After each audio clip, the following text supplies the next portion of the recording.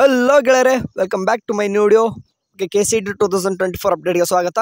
ನಿಮ್ಗಾಗಲೇ ಗೊತ್ತಿರುವ ಹಾಗೆ Mach allotment ಬಗ್ಗೆ ಎಲ್ಲನೂ ಕೂಡ ಬೇಜಾನ್ ವಿಷಯ ತಿಳ್ಕೊಂಡ್ಬಿಟ್ಟಿದ್ದಾರೆ. ಯಾಕಂದರೆ ಎಕ್ಸ್ಟೆಂಡೆಡ್ ಮಾಡ್ತಾ ಬರ್ತಿದ್ದಾರೆ, ಅದ್ರ ಬಗ್ಗೆ ಡೀಟೇಲ್ಸ್ ಆಗಿ ವಿಷಯ ತಿಳ್ಕೊಂಡಿರ್ತಾರೆ. ಬಟ್ ಇದ್ರ ಬಗ್ಗೆ ನಿಮಗೆ ಕೆಲವೊಂದಿಷ್ಟು ಗೊತ್ತಿರಲ್ಲ ಅನ್ಕೊಂತಿರ್ತೀನಿ.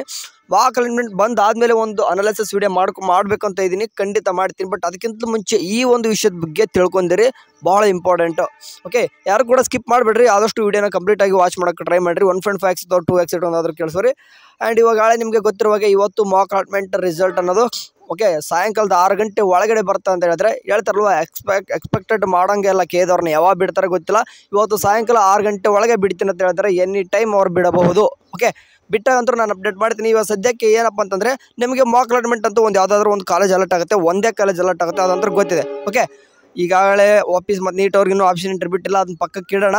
ಅದನ್ನ ಬಿಟ್ಟಾಕ್ಬಿಟ್ಟು ಈಗ ಮಾಕ್ ಅಲಾಟ್ಮೆಂಟ್ ಬಗ್ಗೆನೇ ಮಾತಾಡೋದಂತಂದರೆ ನಿಮಗೆ ಯಾವುದಾದ್ರೂ ಒಂದು ಕಾಲೇಜ್ ಅಲಾಟ್ಮೆಂಟ್ ಈ ರೀತಿ ಒಂದು ಅಲರ್ಟ್ ಆಗುತ್ತೆ. ಓಕೆ, ಇದು 2023 ಇದು.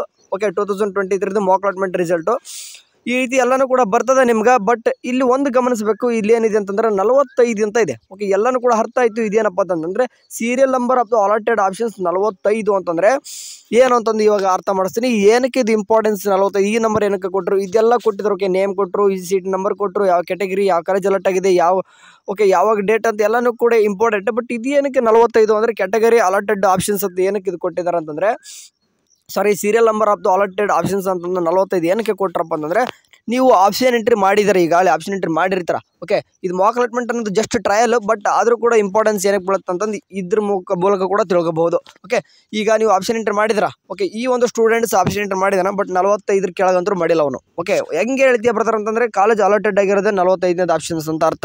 ಇಟ್ ಮೀನ್ಸ್ ಇವನು ಒಂದು 100 ಕಾಲೇಜ್ ಅಂದರೆ ಆಪ್ಷನ್ ಎಂಟ್ರಿ ಮಾಡಿದ್ನಂತಂದರೆ, ಅಂದರೆ 100 ಆಪ್ಷನ್ಸ್ ಮಾಡಿದ್ನಂತಂದರೆ ಅವನಿಗೆ ಅಲಾಟೆಡ್ ಆಗಿರೋದು ಯಾವುದು ಅಂತಂದರೆ 45ನೇ ಆಪ್ಷನ್ಸ್.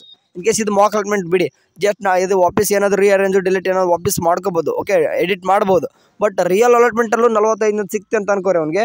ಅವ್ನು ಏನಾದರೂ ಸೆಕೆಂಡ್ ರೌಂಡ್ಗೆ ಹೋಗ್ತೀನಿ ಅಂತ ಅನ್ನೋದಂತಂದರೆ, ಅಂದರೆ ಚಾಯ್ಸ್ 2 ಕೊಟ್ಕೊಂಡು ಅಥವಾ ಚಾಯ್ಸ್ 3 ಕೊಟ್ಕೊಂಡು, ಚಾಯ್ಸ್ 3 ಅಲ್ಲ ಚಾಯ್ಸ್ 2 ಕೊಡೋದು ಏನಾದರೂ ಸೆಕೆಂಡ್ ರೌಂಡ್ ಹೋಗ್ತೀನಿ ಅನ್ನೋದಂತಂದರೆ 45 ಕೆಳಗಡೆ ಯಾವ್ಯಾವ ಇರ್ತಾವೆ ನೋಡಿರಿ, 46, 47, 48 ಅಪ್ ಟು 100 ಇರುವಂಥ ಕಾಲೇಜಸ್ಸು ಎಲ್ಲ ಕಾಲೇಜಸ್ಸು ಡಿಲೀಟ್ ಆಗಿಬಿಡ್ತವೆ. ಓಕೆ, ಸೆಕೆಂಡ್ ರೌಂಡಲ್ಲಿ ಪಾರ್ಟಿಸಿಪೇಟ್ ಮಾಡೋದು ಎಷ್ಟು, 45 ಮೇಲ್ಗಡೆ ಇರೋ ಕಾಲೇಜಸ್ ಮಾತ್ರ ಆಗ್ತದೆ. ಸೊ ಹಂಗಾಗಿಬಿಟ್ಟು ಇದು ಇಂಪಾರ್ಟೆನ್ಸ್ ಕೊಟ್ಟಿದ್ದಾರೆ.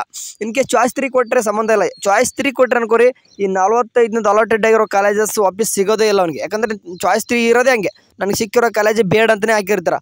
ಸೊ ಹಂಗಾಗಿಬಿಟ್ಟು ಇದ್ರ ಬಗ್ಗೆ ಇಂಪಾರ್ಟೆನ್ಸ್ ಕೊಡ್ರಿ. ಯಾಕಂದರೆ ನೀವು ಚಾಯ್ಸ್ 2 ಕೊಡೋದು ಹೋಗೋದಂತಂದರೆ 45 ಆಪ್ಷನ್ಸ್, 45ನೇ ಆಪ್ಷನ್ ಸಿಕ್ಕಿದೆ ಇವನಿಗೆ. ಅಂದರೆ ಸೆಕೆಂಡ್ ರೌಂಡ್ ಏನು ಮಾಡ್ತಾನೆ ಅವನು, ಚಾಯ್ಸ್ 2 ಕೊಡೋದು ಹೋದಾಗ 44 ಮೇಲ್ಗಡೆ ಇರೋದು. ಅಂದರೆ ಪ್ರಿಯಾರಿಟಿ ಯಾವ ರೀತಿ ಕೊಟ್ಟಿರ್ತೀರಿ ನೀವು, 1ನೇ ಕಾಲೇಜ್ ಚೆನ್ನಾಗಿರಲಿ, 2ನೇ ಕಾಲೇಜ್ ಚೆನ್ನಾಗಿರುತ್ತೆ, 3ನೇ ಕಾಲೇಜ್ ಈ ರೀತಿ ಚೆನ್ನಾಗಿರೋದು ಮೇಲೆ ಹಾಕಿರ್ತಾರೆ. ಸೊ ಹಂಗಾಗ್ಬಿಟ್ಟು 46ನೇ 47 ಅಂದರೆ 45ನೇ ಚೆನ್ನಾಗಿದೆ, 46, 47, 45 ವರ್ಷ ಚೆನ್ನಾಗಿಲ್ಲ ಅಂತ ಅರ್ಥ. ಈ ರೀತಿ ಓಕೆ ಅರ್ಥ ಮಾಡ್ಕೋಬೇಕು ನೀವು. ಈಗ 45ನೇ ಅಲಾಟೆಡ್ ಆಗಿದೆ ಅಂದರೆ 46, 47 ಅಷ್ಟು ಸರಿ ಇಲ್ಲ ಅಂತ ಅರ್ಥ. ಯಾಕಂದ್ರೆ 45ನೇ ಮೇಲ್ಗಡೆ ಇದೆಯಲ್ಲ ಪ್ರಿಯಾರಿಟಿ ನಿಮ್ಮದು. ಸೊ ಹಂಗಾಗಿಬಿಟ್ಟು ಇದನ್ನು ನೀವು ಗಮನದಲ್ಲಿ ಇಟ್ಕೋಬೇಕು. ನಾನು ಏನಕ್ಕೆ ಪದೇ ಏನು ಹೇಳಕ್ಕೆ ಬರ್ತೀನಿ ಅಂತಂದರೆ, ಪ್ರಿಯಾರಿಟಿನ ಯಾವ ರೀತಿ ಕೊಂಡಿದ್ದಾರೆ ಅದು ಇಂಪಾರ್ಟೆಂಟ್ ಆಗ್ತದೆ. 46, 47 ಚೆನ್ನಾಗಿರ್ತವೆ, 45ನೇದೇ ಚೆನ್ನಾಗಿಲ್ಲ ಅಂತಂದು ಇದನ್ನೇ ಪೋಸ್ಟ್ ಕೊಟ್ಟಾಗ ಅವ್ರು ಏನಾಗುತ್ತೆ, 45ನೇ ಅಲರ್ಟ್ ಮಾಡ್ತಾರೆ. ಬಟ್ 46, 47 ಅಲಾಟೆಡ್ ಆಗಲ್ಲ. ಸೊ ಅವಾಗ ಏನು ಮಾಡಬೇಕಾಗುತ್ತೆ, ಹೌದಲ್ವಾ? ಈ ರೀತಿ ಸಮಸ್ಯೆ ಆಗ್ತವ. ಹಂಗಾಗಿಬಿಟ್ಟು ಮಾಕ್ ಅಲಾಟ್ಮೆಂಟ್ ಬಂದಾದ್ಮೇಲೂ ಕೂಡ ನೀವು ಏನು ಮಾಡ್ಬೋದು ಅಂತಂದರೆ ವಾಪಸ್ಸು ಆ್ಯಡ್ ಮಾಡ್ಬೋದು, ಡಿಲೀಟ್ ಮಾಡ್ಬೋದು, ರೀಅರೇಂಜ್ ಮಾಡ್ಬೋದು, ಟೈಮಿಂಗ್ ಕೊಡ್ತಾರೆ. ಸೊ ಇದೊಂದು ವಿಷಯ ಗೊತ್ತಿರಬೇಕು. ಅದಕ್ಕೆ ಹೇಳ್ತಿದ್ದೀನಿ ಪದೇ ಅಲಾಟೆಡ್ ಎಷ್ಟನೇ ಆಪ್ಷನ್ ಎಂಟ್ರಿ ಮಾಡಿದ್ರು ನೋಡ್ರಿ, ಎಷ್ಟನೇ ಕಾಲೇಜ್ ನಿಮ್ಗೆ ಅಲಾಟೆಡ್ ಆಗಿದೆ ಆಪ್ಷನ್ಸ್ ಒಳಗೆ ಅನ್ನೋದು ತಿಳ್ಕೊರಿ. ಅದು ಇಂಪಾರ್ಟೆಂಟ್ ಆಗಿರ್ತದೆ. ಯಾಕಂದರೆ ನಾಳೆನೂ ಕೂಡ ಜಾಸ್ತಿ ಏನಪ್ಪ ಅಂತಂದರೆ ವಾಪಸ್ ಅದೇ ಕಾಲೇಜ್ ಸಿಗೋ ಚಾನ್ಸಸ್ ಜಾಸ್ತಿ ಇರ್ತದೆ. ಯಾಕಂದರೆ ಎಷ್ಟು ಹುಡುಗರು ಏನು ಮಾಡಿಬಿಡ್ತಾರೆ ಅಂತಂದರೆ ಚೇಂಜ್ ಮಾಡ್ತಾರೆ ಬಿಡಿ, ಆಪ್ಷನ್ ಎಂಟ್ರಿ ಬಂದಮೇಲೆ ಎಷ್ಟು ಹುಡುಗರು ಚೇಂಜ್ ಮಾಡ್ತಾರೆ. ಬಟ್ ಕೆಲವೊಂದಿಷ್ಟು ಹುಡುಗರು ನನಗೆ ಸಿಕ್ಕಿದೆ ಕಾಲೇಜ್ ಅದೇ ಸಿಗಿಲ್ಲಪ್ಪ ಅನ್ನೋಕೆ ಹಂಗೆ ಬಿಟ್ಬಿಡ್ತಾರೆ.